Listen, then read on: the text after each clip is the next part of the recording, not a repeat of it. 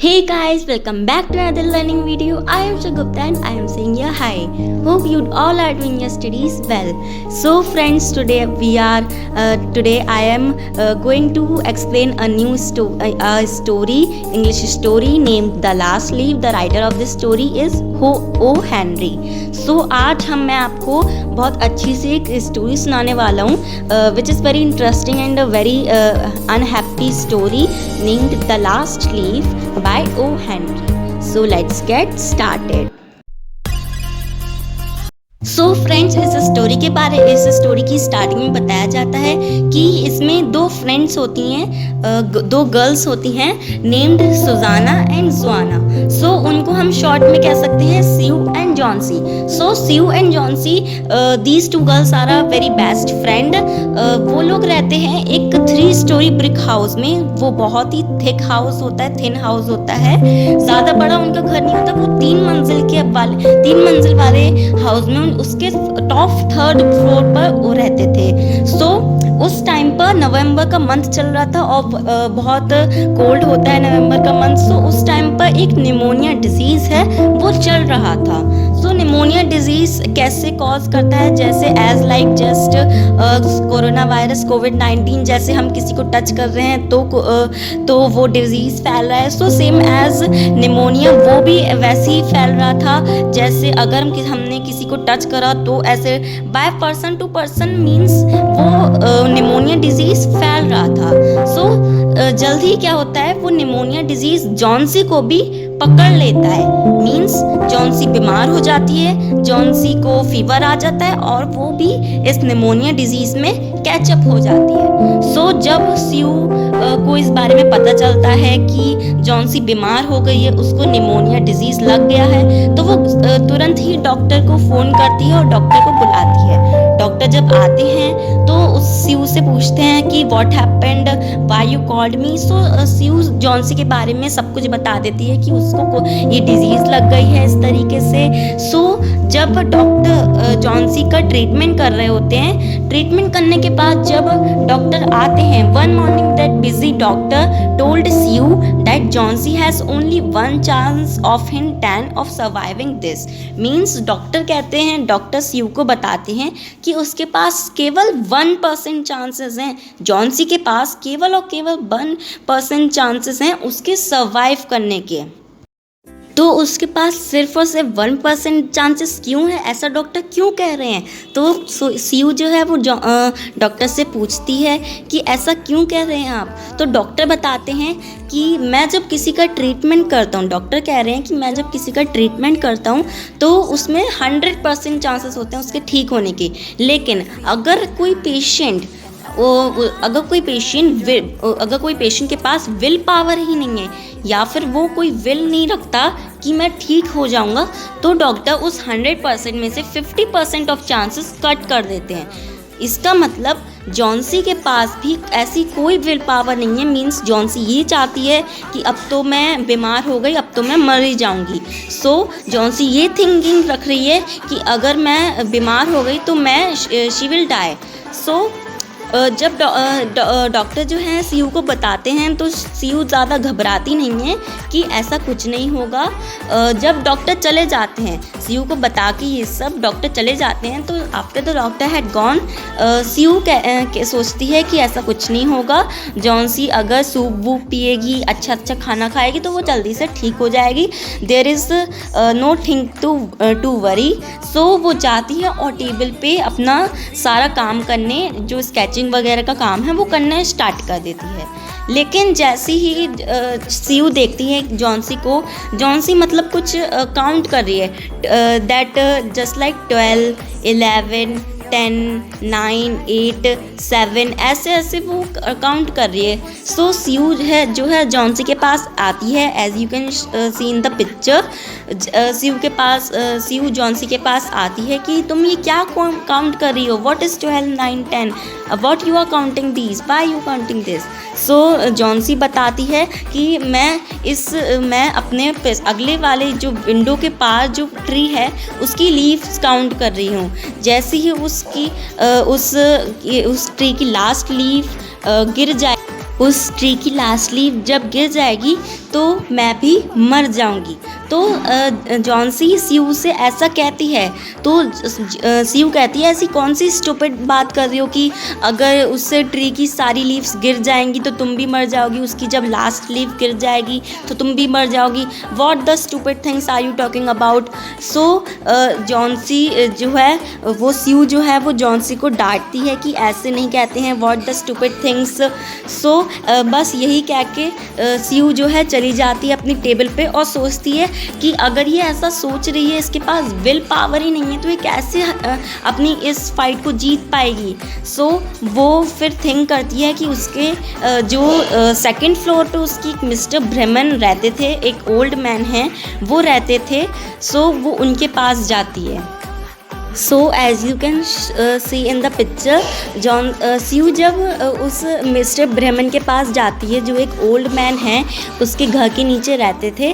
सो जब उसके पास जब जाती है तो वो सब कुछ बताती है कि वो जॉन्सी है, वो ऐसे ऐसे कह रही है कि जब वो लास्ट लीफ गिर जाएगी तो मैं भी मर जाऊंगी। सो मिस्टर ब्रेमन के बारे में अब बताया जाता है कि मिस्टर ब्रेमन जो हैं वो भी एक बहुत अच्छे आर्टिस्ट हैं।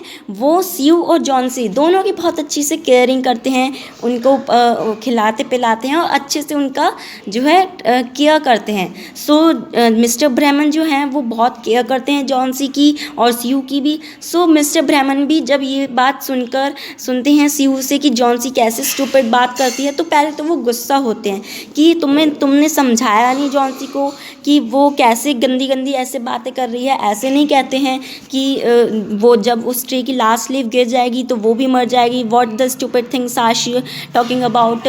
सो जब मिस्टर ब्रेमन सोचते हैं कि अब क्या करना चाहिए, उसके पास तो विल पावर ही नहीं है उस फाइट को जीतने की। सो मिस्टर ब्रेमन भी कुछ थिंक करते हैं और फिर कहते हैं सीयू हम दोनों चलते हैं जॉन्सी के रूम में और उसे बताते हैं।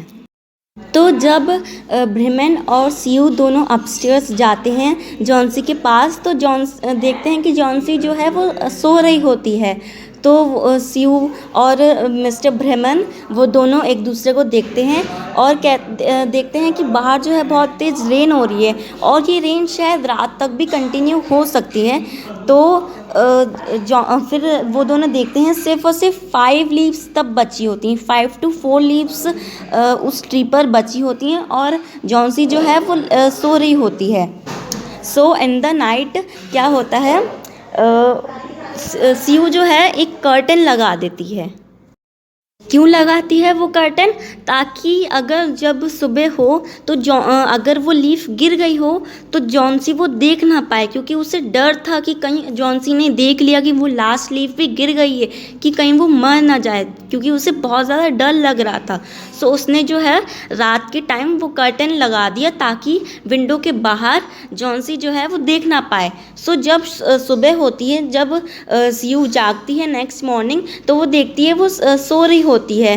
तो जैसी जॉन्सी की एकदम डल आइज़ खुलती हैं तो वो कहती है पुल इट अप, इसे हटाओ इस कर्टन को, मुझे देखना है कि वो लीफ लास्ट लीफ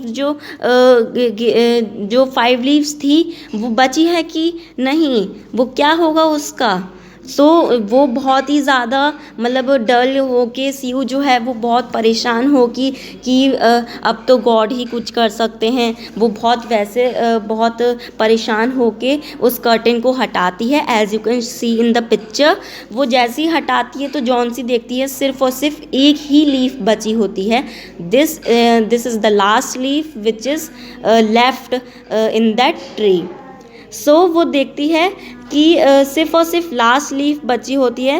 वो कहती है अब जब ये लास्ट लीफ भी गिर जाएगी तो मैं भी मर जाऊंगी। सो तो ये जॉन्सी कहती है when this last leaf will fall I am also fall.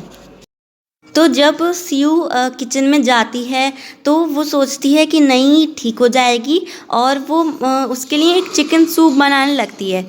तो तभी उसी टाइम जॉन्सी बेड पे लेटी होती है और सोच रही होती है कि इतने भयंकर तूफान में जब ये लीफ जो है टिकी रह गई, मतलब उन 5 लीव्स में से ये सिर्फ एक लीफ बची है और मतलब ये टिकी रह गई इतने भयंकर, इतने कड़क वाले तूफान में। सो मैं क्यों नहीं बच सकती? वो सोचती है कि शायद गॉड भी यही चाहते हैं कि मैं जीऊँ। सो शिव को वो चिल्ला के बुलाती है कि शिव जल्दी आओ यहाँ पे, जो उसके लिए चिकन सूप बना रही होती है। सो वो शिव को बुलाती है और कहती है कि मैं कितनी गंदी लड़की हूँ कि मैं ये क्या सोच रही हूँ कि जब ये लास्ट स्लीप भी फॉल हो जाएगी तो मैं भी मर जाऊँगी। ऐसा क्यों मैं सोच रही हूँ, मैं भी बहुत गंदी लड़की हूँ। तो उसे सब समझ में आ जाता है। तो वो कहती है कि शिव मेरे लिए कुछ लाओ, मेरे लिए खाना लाओ, सूप लाओ, मुझे भी जीना है, अब मुझे भी I want to live a life. तो ये सब सोचने के बाद जॉन्सी के अंदर भी एक अच्छी विल पावर आ जाती है कि उसे अब जीना है।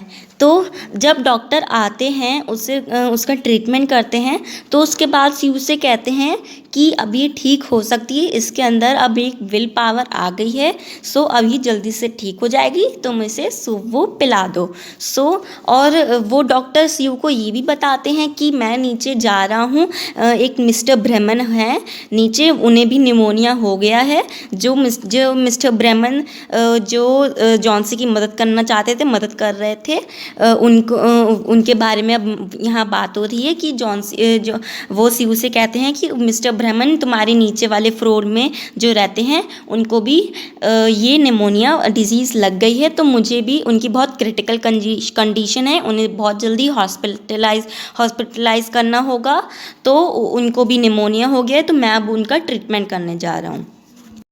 सो जब डॉक्टर मिस्टर ब्रह्मन का ट्रीटमेंट करने जाते हैं तो कुछ देर बाद, मतलब कुछ 1 to 3 आवर्स बाद शिव आती है जॉन्सी के पास और उसे बताती है कि शिव आती है जॉन्सी के पास और उसे बताती है कि मिस्टर ब्रह्मन की अब डेथ हो गई है, उनको निमोनिया लग गया था और अब उनकी डेथ हो गई है। जॉन्सी ये सुन के बहुत घबरा जाती है। शिव उसको बताती है कि तुम्हें पता है कि वो लास्ट लीफ उस पेड़ पर कैसे रह गई, जब इतने गहरे तूफान के बाद भी वो लास्ट लीफ कैसे उस सरवाइव कर गई।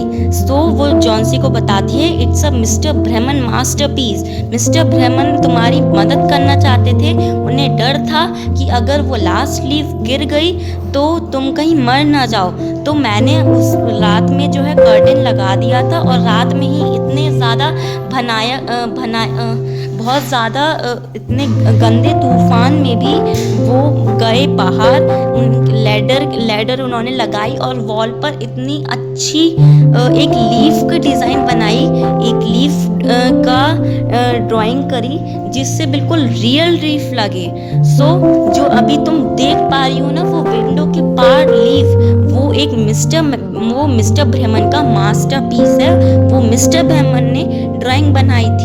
सो जब मिस्टर ब्रह्मन बना के आ गए थे तो उन्हें बहुत ज़्यादा ठंड लग गई थी, as there is a stormy night. तो शिव जॉन्सी को बताती है कि मिस्टर ब्रह्मन जब ड्राइंग बना के आए थे तो बहुत उन्हें ठंड लग गई थी, वो बीमार हो गए थे। तो जो मकान मालिक हैं, जो उस हाउस के मैनेजर थे, वो मिस्टर ब्रह्मन को देख लेते हैं कि वो बहुत कपकपा रहे हैं ठंड के मारे। सो उनके आगे एक प्लेट रखी हुई थी जिस पे एक येलो और ग्रीन कलर्स जो है मिक्स हुए थे। एक लैंटेन मिला था उनके पास और एक लैडर थी। सो उसे देखकर शिव सब कुछ समझ गई कि ये मिस्टर ब्रह्मन का मास्टरपीस है, ये मिस्टर ब्रह्मन ने बनाया है। और अब मिस्टर ब्रह्मन इस दुनिया में नहीं रहे क्योंकि उन्हें निमोनिया हो गया था।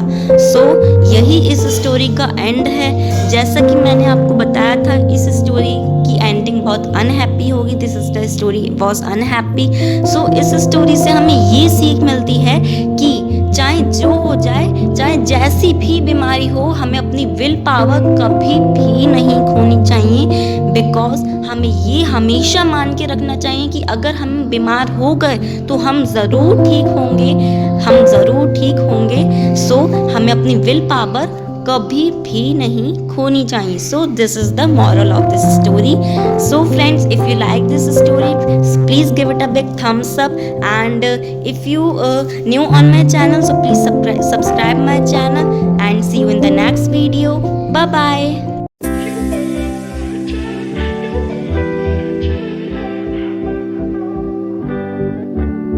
You don't forget your first love.